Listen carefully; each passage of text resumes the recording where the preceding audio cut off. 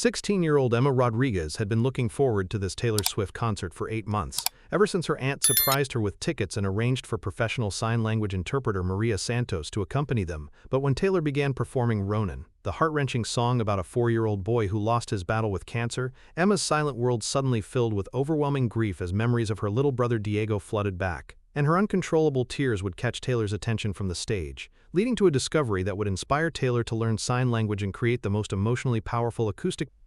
Before we dive into Emma's silent but devastating reaction, and Taylor's incredible response that would bridge the gap between hearing and deaf worlds through the universal language of love and loss, I need to ask you something. If stories about young people who carry unimaginable grief with quiet strength, and the artists who recognize that music transcends all barriers matter to you, please hit that subscribe button right now.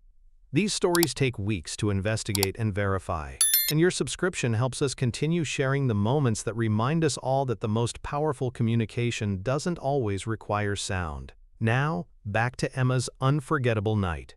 Emma Rodriguez had been profoundly deaf since birth, but music had always been a central part of her life through vibrations, visual performances, and the expressive interpretation skills of professional sign language translators who helped her experience concerts and musical events.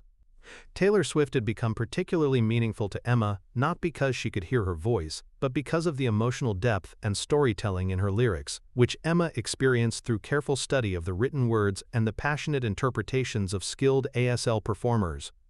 Emma's connection to Taylor Swift's music had been deepened by a tragedy that occurred 2 years earlier, when her 7-year-old brother Diego was diagnosed with acute lymphoblastic leukemia.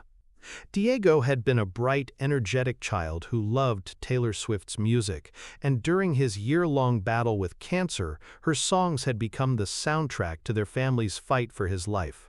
Diego couldn't understand why his sister couldn't hear music the way he could, so he had developed his own system of describing songs to Emma through drawings, acting out the emotions, and even creating his own basic sign language to share what Taylor Swift's music meant to him.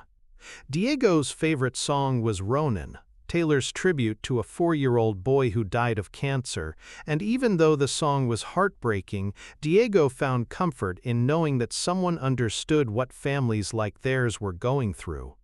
When Diego lost his battle with leukemia 6 months ago, Emma had felt like her connection to Taylor Swift's music died with him. The songs that had brought them together now felt like painful reminders of everything she had lost.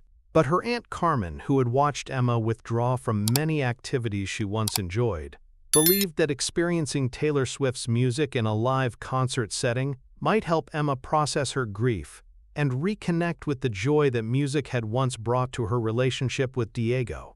The concert at American Airlines Center in Dallas was Emma's first major musical event since Diego's death. She sat in a section designated for accessible seating, with Maria Santos positioned beside her to provide real-time sign language interpretation of Taylor's songs and stage commentary. Emma wore a specially designed vest that allowed her to feel the bass and percussion vibrations from the sound system, helping her experience the musical rhythms that she couldn't hear. For the first hour of the concert, Emma found herself genuinely enjoying the experience. Watching Taylor's choreography, seeing the elaborate stage production, and following Maria's expressive interpretations helped Emma remember why she had once loved attending live musical events.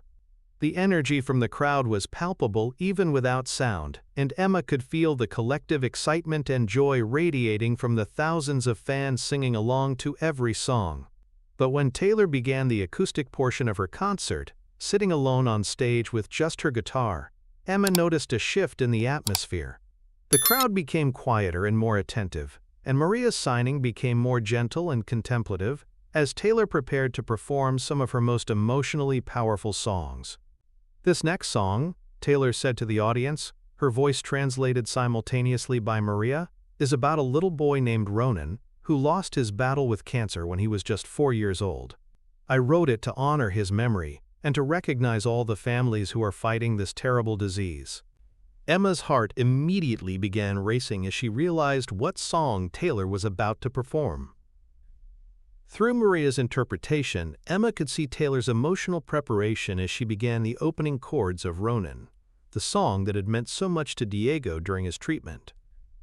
As Taylor began singing, Maria translated the lyrics with exceptional sensitivity and emotional depth. "You were my crown. Now I'm in exile seeing you out. I remember your bare feet down the hallway. I remember you were little." Emma felt as if she had been physically struck as the familiar words brought back vivid memories of Diego's final months. She remembered how he would listen to Ronan during his chemotherapy sessions, how he would explain to her that the song helped him feel less alone, how he would sign along with the parts he had memorized, creating his own visual interpretation for Emma to follow. The tears began slowly at first, but as Taylor continued through the song's most heartbreaking verses about a mother's love for her dying child, Emma's grief overwhelmed her completely. She began sobbing uncontrollably, her body shaking with the force of emotions that she had been holding back for months. Maria noticed Emma's distress and gently placed a comforting hand on her shoulder, but Emma was beyond consolation. The combination of Taylor's performance and her memories of Diego created an emotional storm that she couldn't contain or hide from the people around her. From the stage, Taylor noticed a disturbance in the accessible seating section. Even with thousands of people in the audience, she could see that someone appeared to be in significant distress. When she realized it was a young woman who seemed to be crying uncontrollably, Taylor made a decision that surprised everyone in the venue. She stopped singing mid-verse. "Hold on just a moment," Taylor said, setting down her guitar and walking to the edge of the stage. "There's someone in the audience who seems to be having a really difficult time, and I want to make sure she's okay." The entire arena fell silent as Taylor tried to locate the source of the distress she had noticed. Security personnel quickly identified Emma's location and used spotlights to help Taylor see the accessible seating section where Emma was sitting. "Can someone help me communicate with the young woman who's crying?" Taylor called out. "I want to make sure she's all right." Maria stood up and began signing to Taylor, explaining that Emma was deaf and that she was providing sign language interpretation. Several audience members who understood ASL helped relay Maria's message to Taylor by shouting translations. "She's deaf, and she has an interpreter," someone called out from the crowd. Taylor's expression immediately changed as she realized she was trying to communicate with someone who couldn't hear her voice. "Can you ask her if she's okay?" Taylor said, speaking directly to Maria while making basic gestures that showed she was concerned. Maria signed Taylor's question to Emma, who was still crying but managed to sign back a response that Maria translated by speaking loudly enough for Taylor to hear. "She says the song reminds her of her little brother who died of cancer," Maria called out. "She says he loved this song, and she misses him very much." Taylor stood on the stage for a moment, visibly moved by this information. The entire arena remained silent. 50,000 people waiting to see how Taylor would respond to this heartbreaking situation. "What was her brother's name?" Taylor asked. Maria signed the question to Emma, who managed to spell out Diego in fingerspelling, which Maria then communicated to Taylor. "His name was Diego," Maria announced. Taylor walked back to her guitar and spoke into her microphone, her voice filled with emotion. "Emma, I can't imagine what you're going through right now, but I want you to know that Diego would want you to feel joy when you experience music, not just sadness. Would it be okay if I finished this song for Diego?" Emma nodded through her tears, and Taylor completed Ronan with an emotional intensity that left many audience members crying alongside Emma. But Taylor wasn't finished. After the song ended, she made an announcement that shocked everyone in the venue. "Emma, I want to do something special for you and Diego's memory. I don't know sign language, but I'm going to try to learn a few words right now so I can communicate with you directly." Taylor called Maria to come closer to the stage, and with the help of several audience members who knew ASL, she began learning basic signs for words like thank you, love, brother, and music. It took nearly 15 minutes, during which the audience waited patiently as they watched Taylor Swift attempt to learn sign language in real time so she could communicate directly with a grieving fan. When Taylor felt confident enough with the basic signs she had learned, she looked directly at Emma and began signing while speaking simultaneously. "Thank you for sharing Diego with me. I love you. Music brings us together." The sight of Taylor Swift signing to a deaf fan created one of the most emotionally powerful moments in concert history. Emma began crying again, but this time the tears seemed to be a mixture of grief and gratitude. But Taylor had one more surprise.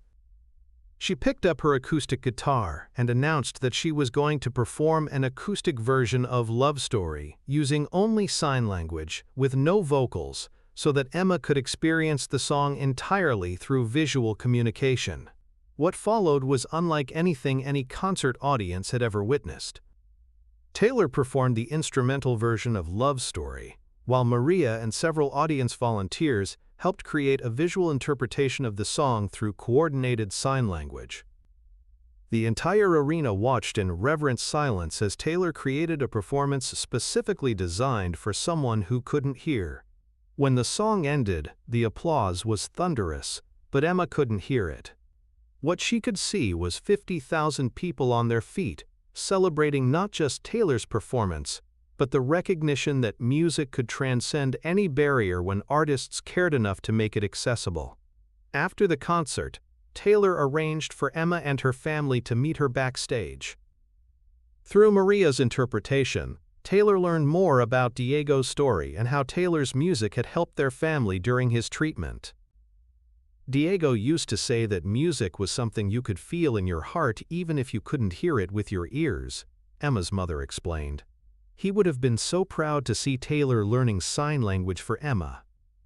That night marked the beginning of Taylor's commitment to making her music more accessible to deaf and hard-of-hearing fans. She began working with ASL interpreters for all her concerts, established a scholarship fund for deaf students pursuing careers in music and performing arts, and even recorded several of her songs with official sign language interpretations. But perhaps most importantly, Taylor began learning sign language seriously, working with professional instructors to develop fluency that would allow her to communicate directly with deaf fans at future concerts. "Emma taught me that music isn't about what you can hear," Taylor would say when discussing that night. "It's about what you can feel and share with others." When I saw her crying during Ronan, I realized that she was experiencing that song more deeply than most hearing people do, because she was connecting with it through pure emotion and memory. 6 months later, at Taylor's next tour stop in Dallas, Emma was invited back as a special guest.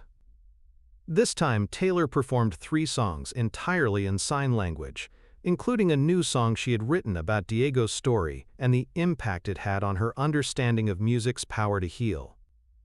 "That night changed how I think about my responsibility as an artist," Taylor reflected. "Emma showed me that reaching people through music isn't about the volume or the sound. It's about the connection you create through shared human experience."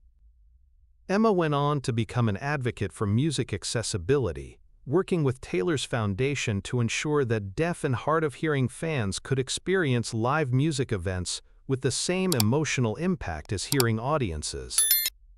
And every time Taylor performed Ronan at future concerts, she would dedicate it not just to the original Ronan, but to Diego Rodriguez, and to all the children whose love of music transcends any barrier that the world might place between them and the songs that speak to their hearts.